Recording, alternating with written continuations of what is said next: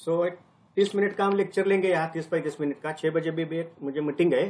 तो देखो, कल के लेक्चर में हमने जो इंटीग्रल अकाउंटिंग सिस्टम है उसके बारे में डिस्कशन किया है। पहले जो दो लेक्चर हुए हैं उसमें इंटीग्रल अकाउंटिंग सिस्टम के बारे में डिस्कशन किया है।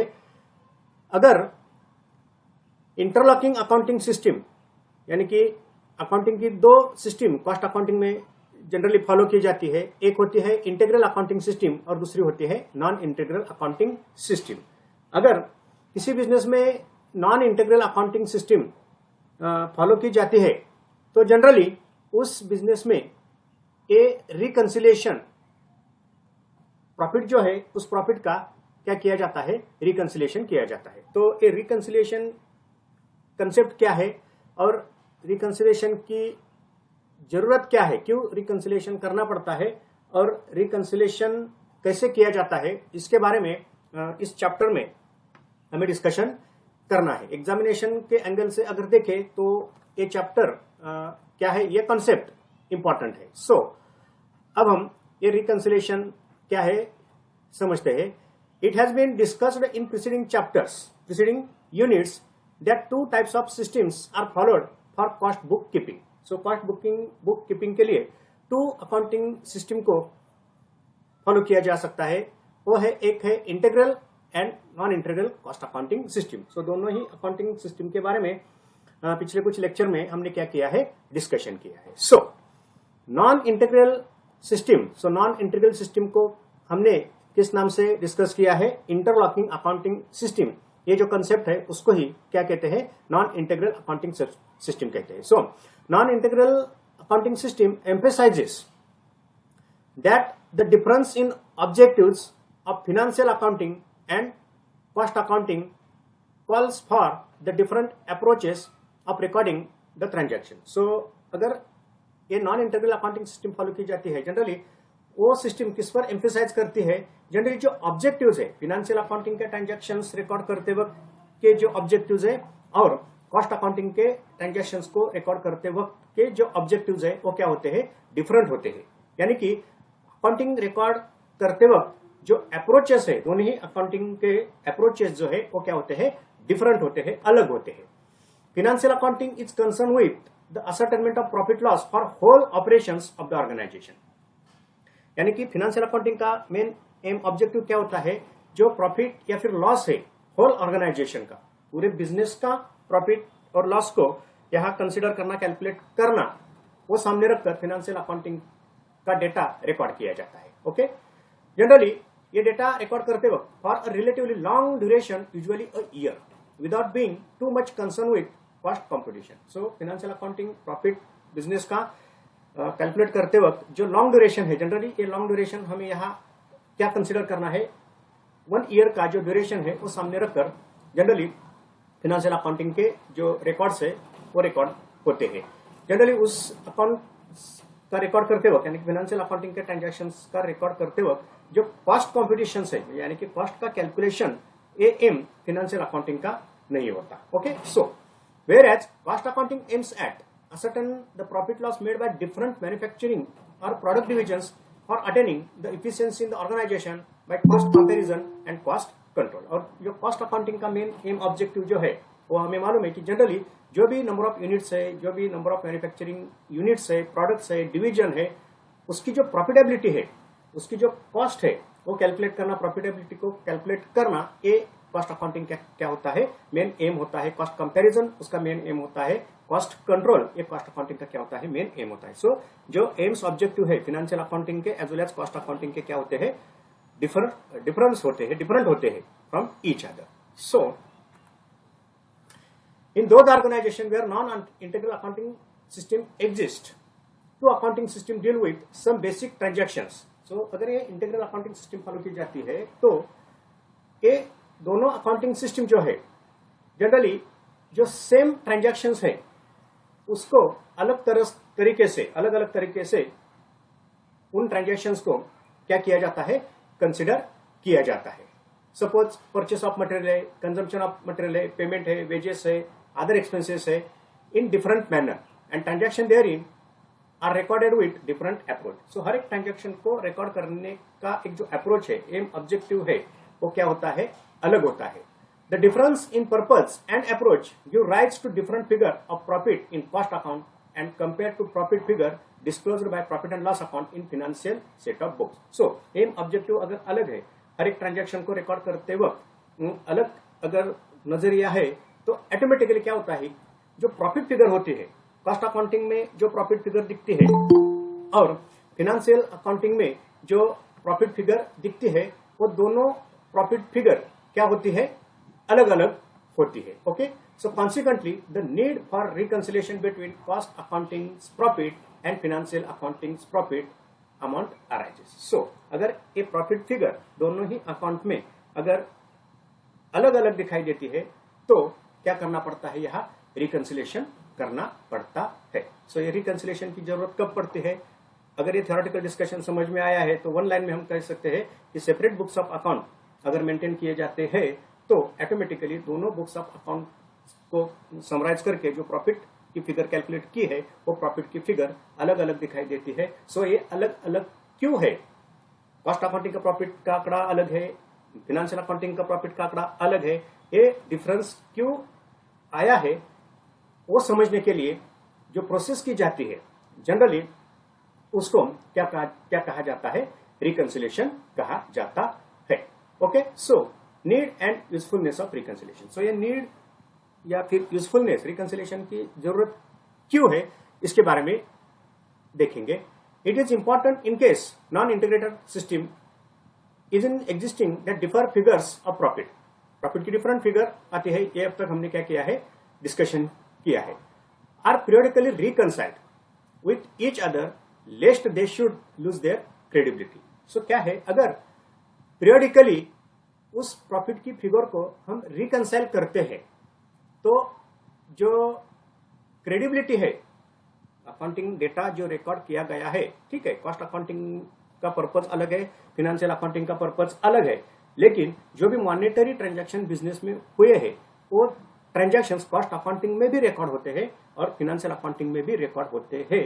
तो उसकी जो क्रेडिबिलिटी है, विश्वासार्हता उसको बोलते हैं, अगर उसकी जो क्रेडिबिलिटी है वो अगर लूज नहीं होनी चाहिए, तो इसके लिए क्या करना पड़ता है, पीरियडिकली रिकंसिलिएशन करना जरूरी होता है। The need for reconciliation between the profits as disclosed by cost accounts and financial account if considered and cater to results into following benefits for the organisation. So अगर हम रिकंसिलिएशन करते हैं, यानी कि बिजनेस अगर रिकंसिलिएशन करता है, reconciliation करने की जरूरत क्या है, ऊपर के स्टेटमेंट में ये क्लियर हुआ है कि जो क्रेडिबिलिटी है, अकाउंट राइटिंग की जो क्रेडिबिलिटी है, उसको अगर हमें ध्यान में रखना है तो ये पीरियडिकली क्या होना चाहिए, रिकंसिलिएशन होना चाहिए। तो रिकंसिलिएशन अगर किया जाता है बिजनेस में प्रॉफिट का, तो कुछ बेनिफिट बिजनेस ऑर्गेनाइजेशन को मिलते हैं, तो उस बेनिफिट को पाने के लिए क्या है, ये रिकंसिलिएशन करना जरूरी होता है। सो पहला बेनिफिट क्या मिलता है रिकंसिलिएशन का, to find out the reasons for the difference in profit और loss shown by cost accounts and financial account. So जो रीजंस है, प्रॉफिट अलग अलग दिखाई देता है, तो उसके रीजंस क्या है, वो रीजंस को फाइंड आउट करना, ये रिकंसिलिएशन का क्या है, एक मेन एम है, ये एक बेनिफिट मिलता है। ओके, जो सेकंड बेनिफिट मिलता है, सेकंड जरूरत क्या है, to ensure that mathematical accuracy and reliability of cost accounts, to have appropriate cost ascertainment and cost control and to have check on financial accounts as well. एक second benefit क्या है, generally जो mathematical accuracy है और जो cost accounting की reliability है, उसको पाने के लिए और उसके लिए ये रिकंसिलिएशन क्या होता है, जरूरी होता है। मैथमेटिकल एक्यूरेसी का सिंपल मीनिंग क्या है, कोई भी ट्रांजैक्शन फाइनेंशियल अकाउंटिंग में रिकॉर्ड होता है, वही ट्रांजैक्शन अगर कॉस्ट अकाउंटिंग में रिकॉर्ड होता है, अमाउंट तो सेम रहती है। तो ये मैथमेटिकल जो एक्यूरेसी है, फाइनेंशियल अकाउंटिंग में जो अमाउंट है पर्टिकुलर ट्रांजैक्शन की और कॉस्ट अकाउंटिंग में जो अमाउंट है पर्टिकुलर ट्रांजैक्शन की, उसको क्या कहते हैं, मैथमेटिकल एक्यूरेसी कहते हैं। दोनों जगह पर अगर एक ही आंकड़े है तो ऑटोमेटिकली ये मैथमेटिकल एक्यूरेसी है, ये क्या होता है, प्रूव होता है। तो वो सामने रखकर जो कॉस्ट असर्टनमेंट है या फिर जो कॉस्ट कंट्रोल है, वो क्या हो सकता है, पॉसिबल हो सकता है। तो mathematical accuracy as well as cost accounts की जो रिलायबिलिटी है, कॉस्ट अकाउंटिंग में जो भी आंकड़े यहाँ रिकॉर्ड किए गए हैं उसकी जो रिलायबिलिटी है वो इस रिकंसिलिएशन से क्या होती है, प्रूव होती है। देन जो थर्ड बेनिफिट मिलता है वो क्या है, to facilitate coordination and promote better cooperation between the activities of financial and cost sections of accounting department. So जो कॉस्ट अकाउंटिंग डिपार्टमेंट है या फिर फाइनेंशियल अकाउंटिंग का जो डिपार्टमेंट है, यानी कि जो भी अकाउंटिंग सेक्शन है उसमें 2 डिपार्टमेंट्स होंगी। वो पहला होगा फाइनेंशियल अकाउंटिंग से रिलेटेड, दूसरा होगा कॉस्ट अकाउंटिंग से रिलेटेड। ये 2 जो सेक्शंस है उसमें जो कोऑर्डिनेशन है और जो कोऑपरेशन है वो क्या होता है, इस रिकंसिलिएशन से क्रिएट होता है। यानी कि हर एक डिपार्टमेंट के जो अकाउंटेंट है, जो भी लेजर का रिकॉर्ड करते हैं, उनको मालूम है कि ये रिकंसिलिएशन होने वाला है। अगर मैं गलती करता हूं, यानी कि कॉस्ट अकाउंटिंग सेक्शन का कोई भी गलती करता है, तो उसके मन में एक डाउट आता है कि एक गलती क्या होने वाली है, नजर में आने वाली है। क्यों? रिकंसिलिएशन होता है। तो ऑटोमेटिकली जो कोऑपरेशन है और जो कोऑर्डिनेशन है वो इस रिकंसिलिएशन की वजह से क्या होता है, दोनों अकाउंटिंग सेक्शन में क्रिएट होता है।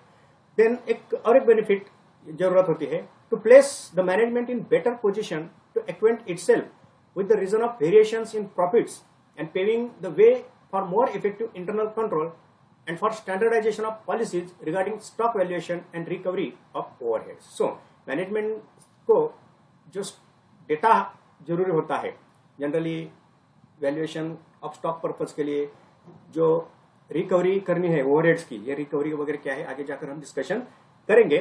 तो जो पॉलिसीज वगैरह मैनेजमेंट को क्या करनी पड़ती है, क्रिएट करनी पड़ती है। तो जो रीजंस है प्रॉफिट के वेरिएशंस के, प्रॉफिट में जो डिफरेंशिएशन होता है, कॉस्ट का प्रॉफिट फाइनेंशियल का प्रॉफिट अलग दिखता है, तो ये वेरिएशंस क्यों आते हैं, तो इसके बारे में जो एक जानकारी है वो मैनेजमेंट को मिलती है।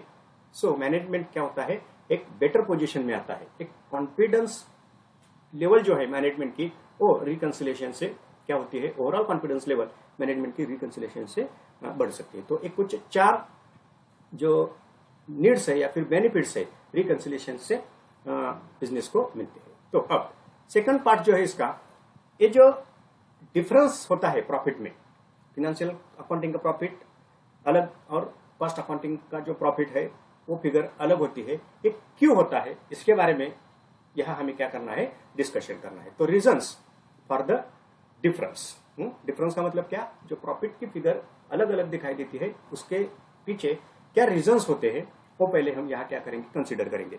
अगर आपको फाइनेंशियल अकाउंटिंग की कंसेप्ट क्लियर है, कॉस्ट अकाउंटिंग की कंसेप्ट आपकी अगर क्लियर है, एमकॉम के स्टूडेंट हो तो क्लियर है, ये यहाँ हम एजम्पशन करेंगे। तो ये जो रीजंस है आपको झट से क्या होंगे, समझ में आएंगे। देखो, various reasons leading to difference in profit figure disclosed by 2 set of books can be broadly classified into 3 categories. So ये जो reasons है 3 categories में यहाँ क्या किया जा सकता है, उसका क्लासिफिकेशन किया जा सकता है। So पहली जो कैटेगरी है, different treatment of certain items in cost accounts and financial account. So ऐसे कुछ एटम्स है, दोनों ही अकाउंट्स में रिकॉर्ड होते हैं, ऐसे कुछ ट्रांजेक्शन्स है, एटम्स है, दोनों ही बुक्स ऑफ अकाउंट्स में उसका रिकॉर्ड होता है, लेकिन जो ट्रीटमेंट है वो अलग अलग होती है, डिफरेंट ट्रीटमेंट। सर्टन एटम, कुछ एटम की जो ट्रीटमेंट है कॉस्ट अकाउंटिंग में और फाइनेंशियल अकाउंटिंग में अलग अलग होती है। तो ये एटम्स कौन से डिस्कशन करेंगे। Then items appearing only financial accounts, कुछ जो एटम्स है, ट्रांजैक्शंस जो है खाली फाइनेंशियल अकाउंट्स में ही क्या होते हैं, रिकॉर्ड्स होते हैं। अगर आपने एसवाईबीकॉम में कॉस्ट शीट तैयार की है तो इसका रेफरेंस वहां मिलेगा। कॉस्ट शीट तैयार करते वक्त ये इस एटम का क्या किया है, एसवाईबीकॉम लेवल में डिस्कशन किया है। सो ऐसे कुछ एटम होते हैं खाली फाइनेंशियल अकाउंटिंग में ही उसका क्या होता है, रिकॉर्ड होता है। तो वो एटम थोड़े आपके सामने आने चाहिए। Then items only recorded in cost accounts, और ऐसे कुछ एटम्स है खाली कॉस्ट अकाउंटिंग में ही क्या किए जाते हैं, रिकॉर्ड किए जाते हैं। सो जो रीजंस है उस रीजंस को 3 कैटेगरी में क्या किया जाता है, डिवाइड किया जाता है। पहला रीजन क्या है, डिफरेंट ट्रीटमेंट होती है। दूसरा रीजन क्या है, कुछ एटम्स ओनली फाइनेंशियल अकाउंटिंग में रिकॉर्ड किए जाते हैं और कुछ एटम ओनली कॉस्ट अकाउंटिंग में रिकॉर्ड किए जाते हैं। तो इसकी वजह से जो प्रॉफिट फिगर है फाइनेंशियल अकाउंटिंग की as well as cost accounting की, वो क्या दिखाई देती है, अलग अलग दिखाई देती है। तो जो पहली कैटेगरी है उसके बारे में हम डिस्कशन करेंगे। Items treated differently in cost accounting and financial accounting. So ऐसे कुछ एटम है जो कॉस्ट अकाउंट में और फाइनेंशियल अकाउंट में उसकी ट्रीटमेंट क्या होती है, अलग अलग होती है। सो पहला जो एटम है या फिर पहला जो ट्रांजैक्शन है वो क्या है, देखो, different methods of stock valuation. यानी ये जो स्टॉक वैल्यूएशन होता है, सो फाइनेंशियल अकाउंटिंग में मेथड अलग होती है और कॉस्ट अकाउंटिंग में मेथड अलग होती है। तो उसकी वजह से ऑटोमेटिकली प्रॉफिट फिगर क्या होती है, अलग अलग हो सकती है, होती है। सो देखो, जो रॉ मटेरियल है उसका वैल्यूएशन कैसे किया जाता है इन फाइनेंशियल अकाउंटिंग, ये सब आपको मालूम है, खाली आपको क्या करना है, मेमोराइज करना है। In financial accounting stock of raw materials are valued at cost और market price whichever is less. So stock का वैल्यूएशन कैसे होता है, 11th स्टैंडर्ड में हमने ये देखा है।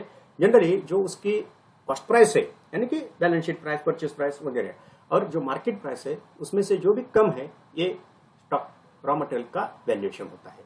Okay, whereas raw material stock में be valued on the basis of, अगर कॉस्ट अकाउंटिंग में अगर रॉ मटेरियल की वैल्यूएशन को अगर हम देखें तो उसका वैल्यूएशन कैसे होता है, कुछ मेथड्स है, फिफो मेथड है, लिफो मेथड है, एवरेज मेथड है। ये भी मेरे ख्याल से सेकंड ईयर में इसका आपने क्या किया है, डिस्कशन किया है कि वैल्यूएशन करते वक्त क्या किया जाता है, फिफो मेथड यानी कि first in first out method, या फिर लिफो मेथड, एवरेज मेथड, उसकी भी वेटेड एवरेज मेथड, ऐसे कुछ मेथड्स है। हर एक मेथड अलग अलग स्टॉक की फिगर क्या करती है, दिखाई कॉस्ट अकाउंटिंग में देती है। सो ये जो वैल्यूएशन की मेथड है वो अलग अलग होने की वजह से क्या होता है, this leads difference in figure of profit as per two set of books. So इसकी वजह से दोनों बुक्स ऑफ अकाउंट्स में जो भी प्रॉफिट डिस्क्लोज होगा वो क्या होगा, अलग अलग होगा।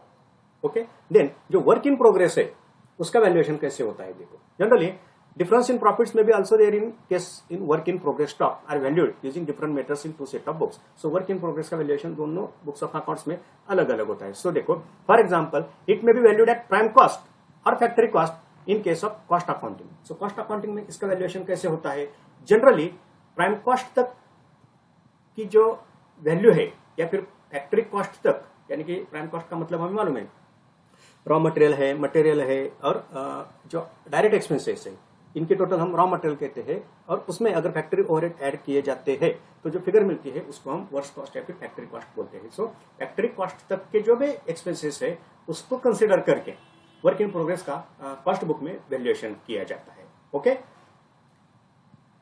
In case of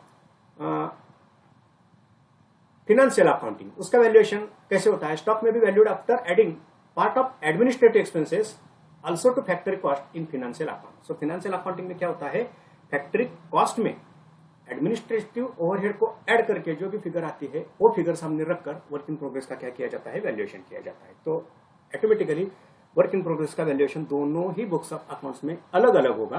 automatically result क्या होगा, प्रॉफिट की फिगर दोनों बुक्स ऑफ अकाउंट्स में अलग अलग दिखाई देगी। और जो फिनिश्ड स्टॉक है यानी कि फाइनल प्रोडक्ट, उसका वैल्यूएशन कैसे होता है, generally in financial accounting such stock are valued at cost or market price whichever is less। जो भी फाइनल प्रोडक्ट है उसका valuation just like raw material ही होता है, उसकी प्रोडक्शन वैल्यू फाइनल स्टॉक और उसकी जो मार्केट प्राइस है whichever is less, ये फिनिश स्टॉक का वैल्यूएशन होता है। However valuation of closing stock of finished goods is usually made at total cost of current production in cost book. और cost book में उसका वैल्यूएशन कैसे होता है, जो करंट टोटल कॉस्ट है यानी कि कॉस्ट ऑफ गुड्स सोल्ड यानी कि cost of selling distribution overheads, ये सब कंसिडर करके फिनिश्ड स्टॉक का कॉस्ट अकाउंटिंग में क्या होता है, वैल्यूएशन होता है। सो ये पहला एटम है कि जो स्टॉक का वैल्यूएशन है वो अलग अलग तरीके से दोनों बुक्स ऑफ अकाउंट्स में किया जाता है, उसकी वजह से प्रॉफिट की फिगर अलग अलग दिखाई देती है। Then under over absorption of overheads, अब जो इंपॉर्टेंट आइटम है वो है ओवरहेड की ट्रीटमेंट। जनरली फाइनेंशियल अकाउंटिंग में उसको एक्सपेंसेस कहते हैं और कॉस्ट अकाउंटिंग में जनरली क्या कहा जाता है, ओवरहेड कहा जाता है। यानी कि जनरली जो इनडायरेक्ट एक्सपेंसेस है वो कॉस्ट अकाउंटिंग में ओवरहेड के नाम से जाने जाते हैं, जो कि फाइनेंशियल अकाउंटिंग में उसको हम एक्सपेंसेस कहते हैं। सो जो एब्सॉर्प्शन होता है ओवरहेड का वो क्या हो सकता है, अंडर ओवर एब्सॉर्प्शन। सो ये अंडर एब्सॉर्प्शन ओवर एब्सॉर्प्शन की जो कंसेप्ट है मेरे ख्याल से थर्ड ईयर का जो पेपर है cost and works accounting second paper, इसमें उस पेपर में इसका डिस्कशन किया है। कंसेप्ट क्लियर है तो ये समझ में आते हैं, नहीं तो नहीं आते। देखो, in financial books overheads are recorded at the amount incurred actually on them. Simple है, फाइनेंशियल अकाउंटिंग में ओवरहेड का रिकॉर्ड कैसे होता है, जो एक्चुअल अमाउंट पे की गई है पर्टिकुलर ओवरहेड पर, उस अमाउंट से फाइनेंशियल अकाउंटिंग में ओवरहेड का रिकॉर्ड होता है। इन cost accounting however absorption of factory, office and selling distribution overheads based on estimated or predetermined overhead rate। और कॉस्ट अकाउंटिंग में ओवरहेड को क्या किया जाता है, एक जो एस्टिमेटेड और प्री डिटरमाइंड ओवरहेड रेट जो होते हैं, वो रेट सामने रखकर ये फैक्ट्री या फिर ऑफिस सेलिंग डिस्ट्रीब्यूशन ओवरहेड को टोटल कॉस्ट में क्या किया जाता है, ऐड किया जाता है। तो ये जो रेट्स वगैरह है उसके बारे में भी सेकंड पेपर में TY/BCom के अपने डिस्कशन किया है। तो ये रेट्स जनरली कैसे कंसिडर किए जाते हैं, percentage of prime cost, then percentage of factory cost, percentage of total cost of production, rate per unit sold, percentage of sales और ग्रॉस प्रॉफिट। ये कुछ परसेंटेज कैलकुलेट करके उस परसेंटेज में ओवरहेड को टोटल कॉस्ट कैलकुलेट करते वक्त क्या किया जाता है, एब्सॉर्ब किया जाता है। सो ऑटोमेटिकली कॉस्ट अकाउंटिंग में जो ओवरहेड एब्सॉर्ब होंगे इस रेट को सामने रखकर, और फाइनेंशियल अकाउंटिंग में जो एक्चुअल फिगर है वो अलग अलग हो सकती है, होती है, और प्रॉफिट की फिगर अलग मिल सकती है। Okay, so then different method of charging depreciation एक इंपॉर्टेंट आइटम है। जो डेप्रिसिएशन फाइनेंशियल अकाउंट में चार्ज किया जाता है और जो डेप्रिसिएशन कॉस्ट अकाउंटिंग में चार्ज किया जाता है वो अलग अलग होता है। क्यों होता है, सो डिफरेंट मेथड होती है, ट्रीटमेंट की जाती है। देखो, the methods of providing depreciation under financial accounting is totally govern by companies act and tax provision. So financial accounting में डिप्रिसिएशन को रिकॉर्ड करते वक्त क्या किया जाता है, कंपनी एक्ट और टैक्स प्रोविजंस में डिप्रिसिएशन को कैसे कैलकुलेट करना चाहिए उसके रिगार्ड क्या किए हैं, कुछ रूल्स रेगुलेशन, कुछ मेथड्स है वो यहाँ फॉलो की जाती है। जनरली डिमिनिशिंग बैलेंस मेथड और straight line method of depreciation is usually follow. ये जो मेथड्स है 11th या 12th स्टैंडर्ड में इस मेथड के बारे में भी आपने डिस्कशन किया है। डिमिनिशिंग बैलेंस मेथड या फिर स्ट्रेट लाइन मेथड को, इसमें से एक मेथड जनरली डिप्रिसिएशन को चार्ज करने के लिए फाइनेंशियल अकाउंटिंग में क्या की जाती है, यूज की जाती है, फॉलो की जाती है। However the most common method of charging depreciation in cost accounting. So cost accounting में कौन सी मेथड डिप्रिसिएशन चार्ज करने के लिए फॉलो की जाती है, और मशीन आवर रेट और प्रोडक्शन आवर और यूनिट मेथड। यानी कि मशीन आवर या फिर प्रोडक्शन आवर या फिर कितने प्रोडक्ट प्रोड्यूस किए पर्टिकुलर मशीन ने, उसको सामने रखकर डिप्रिसिएशन क्या किया जाता है, कैलकुलेट किया जाता है। तो ऑटोमेटिकली डिप्रिसिएशन की फिगर दोनों अकाउंट्स में अलग होगी, प्रॉफिट की फिगर ऑटोमेटिकली अलग होगी।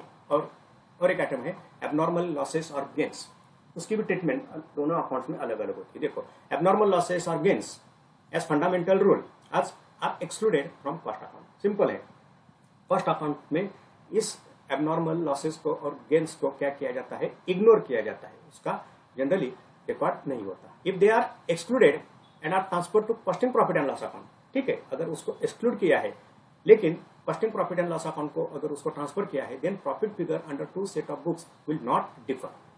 अगर उसको costing profit and loss account में डायरेक्टली ट्रांसफर किया है तो cost profit and loss account की प्रॉफिट लॉस की फिगर और फाइनेंशियल अकाउंटिंग की प्रॉफिट लॉस की फिगर क्या होगी, इक्वल होगी, उसमें डिफरेंस नहीं होगा।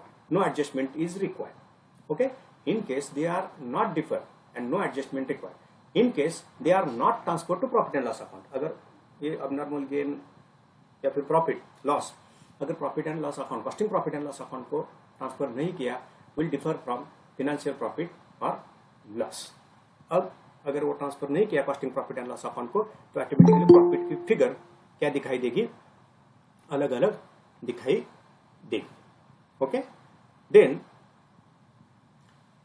सो कुछ एग्जांपल्स देखते हैं, ये एबनॉर्मल लॉसेस और गेन्स कौन से होते हैं। जनरली एबनॉर्मल लॉसेस और gains are abnormal wastage of material, cost of abnormal idle time or facilities, exceptional bad debts or abnormal gain while manufacturing through processes etc. So ये कुछ item है, उसको कभी कभी कॉस्ट अकाउंट कंसीडर नहीं करता।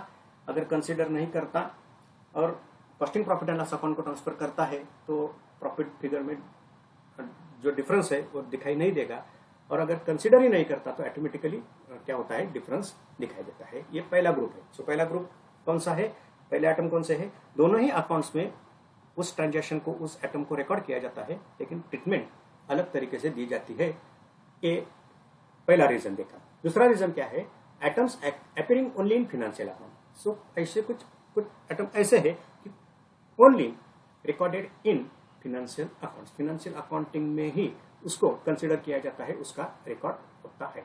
There are certain in items of income and expenses which are ignored completely while preparing cost accounts and leading to difference in two profit figure. Completely क्या होता है, उसको इग्नोर किया जाता है। ये भी एसवाई बीकॉम में क्वेश्चन कैलकुलेट करते वक्त इसका डिस्कशन किया है, खाली रिमाइंड करो। ऐसे कुछ एटम है कि जिसको कॉस्ट अकाउंट कंसिडर नहीं करता, ओनली फाइनेंशियल अकाउंटिंग कंसिडर करता है। सो देखो, प्योरली फिनेंशियल चार्जेस और एक्सपेंसेस, फिनेंशियल चार्जेस और एक्सपेंसेस कौन से है, loss on sale of fixed asset खाली फिनेंशियल अकाउंटिंग में रिकॉर्ड होगा।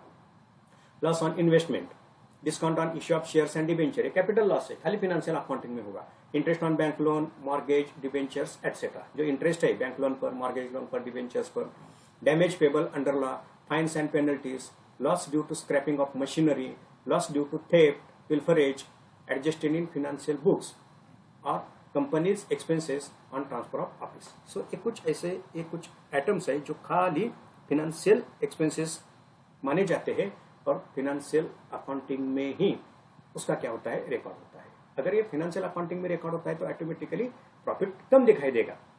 कॉस्ट अकाउंटिंग की फिगर और फिनेंशियल अकाउंटिंग की फिगर, प्रॉफिट की फिगर अगर हम करते हैं और ये आइटम खाली प्रॉफिट एंड लॉस अकाउंट में अगर आते हैं तो ऑटोमेटिकली दोनों बुक्स ऑफ अकाउंट का जो प्रॉफिट है वो क्या होगा, अलग होगा। ओके, गुडविल वगैरह ऐसे कुछ आइटम है, प्रिलिमिनरी एक्सपेंसेस जिसको राइटअप किया जाता है, खाली प्रॉफिट एंड लॉस अकाउंट में ट्रांसफर होते हैं। ओके, प्योरली फाइनेंशियल इनकम, ऐसे कुछ आइटम है इनकम के, ये खाली फिनेंशियल आइटम माने जाते हैं, यानी कि खाली फिनेंशियल बुक्स ऑफ अकाउंट्स में ही रिकॉर्ड होते हैं। वो आइटम कौन से है, interest received on bank deposit, rent receivable, transfer fee received, dividend and interest received on investments, profit on sale of capital asset. So एक कुछ इनकम्स है जो कॉस्ट अकाउंटिंग कंसिडर नहीं करता, खाली ये इनकम कौन से, interest received on bank deposit, rent receivable, transfer fee received, dividend and interest received on investments, profit on sale of capital assets, ये खाली फिनेंशियल अकाउंट में as a income, other income इस हेड से profit and loss account में consider किया जाता है। Income बढ़ेगा, प्रॉफिट एंड लॉस अकाउंट में आइटम दिखाई देते हैं तो प्रॉफिट बढ़ेगा, कॉस्ट अकाउंटिंग में उसको रिकॉर्ड नहीं किया जाता तो ऑटोमेटिकली प्रॉफिट की फिगर अलग अलग दिखाई देगी। सो और कुछ आइटम है, item of profit and loss appropriation account, कुछ आइटम खाली profit and loss appropriation section में ही जाते हैं, जैसे कि रिजर्व है, transfer to reserve, income tax paid, dividend paid, charitable donation, capital expenditure, specifical charge to revenue, additional provisions for depreciation of building and plant etcetera and for bad debts. So ऐसे कुछ item है कि जो खाली profit and loss account में यानी कि financial record में ही कंसिडर किए जाते हैं। अब देखो, ऐसे कुछ आइटम है कि जो खाली कॉस्ट अकाउंटिंग में ही रिकॉर्ड किए जाते हैं। अगर ये कॉस्ट अकाउंटिंग में ही रिकॉर्ड होते हैं, फाइनेंशियल अकाउंटिंग में रिकॉर्ड नहीं होते तो ऑटोमेटिकली जो प्रॉफिट फिगर है वो भी क्या होगी, अलग अलग होगी। सो ऐसे आइटम कौन से है, तो देखो, notional interest on own capital, ये नोशनल क्या है, एज्यूम्ड अमाउंट होती है जो खाली कॉस्ट अकाउंट कंसिडर करता है, जिसको प्रॉफिट यानी कि फाइनेंशियल अकाउंट में कंसिडर नहीं किया जाता है। यानी कि फाइनेंशियल अकाउंटिंग में कंसिडर किया जाता है इंटरेस्ट, लेकिन वो क्या होता है, एक्चुअल होता है, नोशनल नहीं होता। एक इमेजिनरी फिगर होती है, प्रोबेबली फिगर होती है, जनरली उसको क्या कहा जाता है, नोशनल कहा जाता है। Okay, so notional interest on own capital charge on some cases but not paid, capital पर जो इंटरेस्ट चार्ज किया है उसको एज्यूम किया जाता है लेकिन उसका पेमेंट नहीं किया जाता, लेकिन कॉस्ट अकाउंटिंग उसको कंसिडर करता है। Fully depreciated asset still used in business, fully depreciated asset यानी कि 100% डिप्रिसिएशन चार्ज हुआ है लेकिन बिजनेस में स्टिल उसको क्या किया जाता है, यूज किया जाता है, कॉस्ट अकाउंटिंग में ही उसका क्या होता है, रिकॉर्ड होता है। Notional rent in case of own building is used for production और एनी अदर पर्पज, यानी कि अगर ओन बिल्डिंग में, ओन फैक्ट्री में अगर वो बिजनेस काम करता है तो उसका जो रेंट है, नोशनल रेंट, अगर वो रेंट से अगर बाहर की किसी बिल्डिंग को, ऑफिस को, फैक्ट्री को अगर हायर किया है तो उसका रेंट कितना हो सकता है, वो सामने रखकर कॉस्ट अकाउंटिंग एक रेंट क्या करता है, कंसीडर करता है। उसको क्या कहा जाता है, नोशनल रेंट कहा जाता है। वो कॉस्ट अकाउंटिंग अपने बुक्स ऑफ अकाउंट्स में रिकॉर्ड करता है, ये खाली कॉस्ट अकाउंटिंग में रिकॉर्ड होता है। Salary of the proprietor where he works but does not charge salary, so जो प्रोप्राइटर वगैरह है उसकी जो सैलरी है उसको कॉस्ट अकाउंटिंग कंसीडर करता है, एक for the purpose of ascertainment of cost, for the purpose of control of cost. ये एटम सैलरी जो है प्रोपराइटर की कॉस्ट अकाउंटिंग कंसिडर करता है।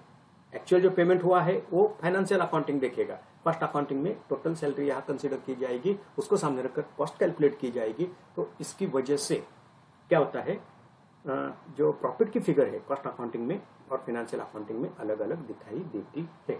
तो ये सब एटम हमें सामने रखने हैं कि रिकंसिलेशन क्यों करना पड़ता है।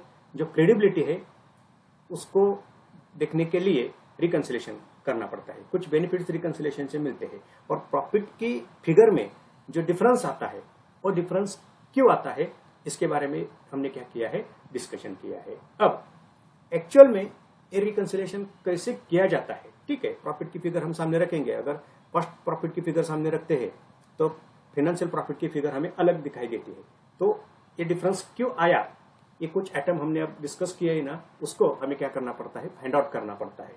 तो एक कैसे फाइंड आउट किया जाता है और एक्चुअल में रिकंसिलेशन कैसे किया जाता है, इसके बारे में आगे जाकर हमें क्या करना है, डिस्कशन करना है। तो अगले लेक्चर में जो मेथड्स है रिकंसिलेशन की, उसके बारे में हम क्या करेंगे, डिस्कशन करेंगे। अब हम क्या करते हैं, यहाँ रुकते हैं। मेरे ख्याल से एक कंसेप्ट क्लियर होगी रिकंसिलेशन की। क्या है, खाली जो डिफरेंस आया है वो क्यों आया है उसको वेरीफाई करना, उससे रिलेटेड जो कंसेप्ट है उसको क्या कहा जाता है, रिकंसिलेशन कहा जाता है। ओके, तो अब हम यहाँ क्या करते हैं, रुकते हैं। अगर आपके कुछ सवाल है तो आप क्या कर सकते हो, पूछ सकते हो। ओके, ठीक है।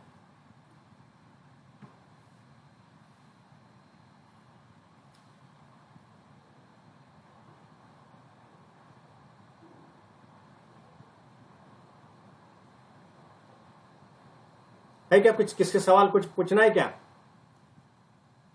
गौरव, समझ में आया, कंसेप्ट समझ में आई क्या? Yes sir. ओके, ठीक है। क्या है फिर रिकंसिलेशन का मतलब, प्रीति बताओ, एक लाइन बताओ ना मुझे। Sir, financial account is the process to find all behind difference of cost accounting calculated for the profit. Difference पता चलता है सर प्रॉफिट का। फाइनेंशियल अकाउंटिंग का जो प्रॉफिट की फिगर है और कॉस्ट अकाउंटिंग की जो प्रॉफिट की फिगर है वो अलग अलग होती है। अगर इंटरलॉकिंग सिस्टम को फॉलो किया जाता है, यानी कि नॉन इंटीग्रल अकाउंटिंग सिस्टम को फॉलो किया जाता है, तो दोनों ही प्रॉफिट की फिगर अलग अलग होती है। ये अलग अलग क्यों होती है, डिफरेंस क्यों आता है, उसको वेरीफाई करने से रिलेटेड ये रिकंसिलेशन की कंसेप्ट है। तो डिफरेंस क्यों आता है, जनरली कुछ आइटम ऐसे होते हैं कि जो दोनों अकाउंट पे रिकॉर्ड किए जाते हैं लेकिन ट्रीटमेंट अलग अलग होती है। एक पहला ग्रुप है। दूसरा ग्रुप क्या है, ऐसे कुछ आइटम है ओनली फाइनेंशियल अकाउंटिंग ही उसको कंसीडर करता है, उसको फाइनेंशियल इनकम या फिर फाइनेंशियल एक्सपेंसेस कहा जा सकता है। और ऐसे कुछ आइटम होते हैं कि जो खाली कॉस्ट अकाउंटिंग में ही रिकॉर्ड किए जाते हैं। अगर ऐसा होता है तो ऑटोमेटिकली दोनों सेट ऑफ बुक्स की जो प्रॉफिट की फिगर है वो अलग अलग दिखाई देगी। तो ये अलग अलग दिखाई देने की जो कॉजेस है, कुछ आइटम्स उधर है, वो कितने हैं, अरिथमेटिकल एक्यूरेसी को भी हमें क्या करना है, समझना है। तो उसके लिए सभी जो कॉस्ट अकाउंटिंग और फाइनेंशियल अकाउंटिंग का जो डेटा है उसका क्रॉस एग्जामिनेशन, जनरली हम ऐसे भी कह सकते हैं, एक क्रॉस एग्जामिनेशन करना, उसको ही हम क्या कह सकते हैं, रिकंसिलेशन कह सकते हैं। तो ये कैसे किया जाता है, इससे रिलेटेड क्या मेथड्स है, कौन सी मेथड्स है, उसके बारे में आगे जाकर हम क्या करेंगे, डिस्कशन करेंगे। तो कल परसों हमारा लेक्चर नहीं, अभी हमारा लेक्चर कब होगा, मंडे को होगा। एक ध्यान में रखो, मंडे से वेडनेसडे तक हम क्या करेंगे, आपका लेक्चर लेंगे। तो आगे जो लेक्चर है वो हम क्या करेंगे, मंडे को लेंगे। ओके, ठीक है। ये जो फाइल है वो मैं क्लासरूम पे क्या करूंगा, शेयर करूंगा। Okay, thank you. अब लीव हो सकते हो आप। हाँ।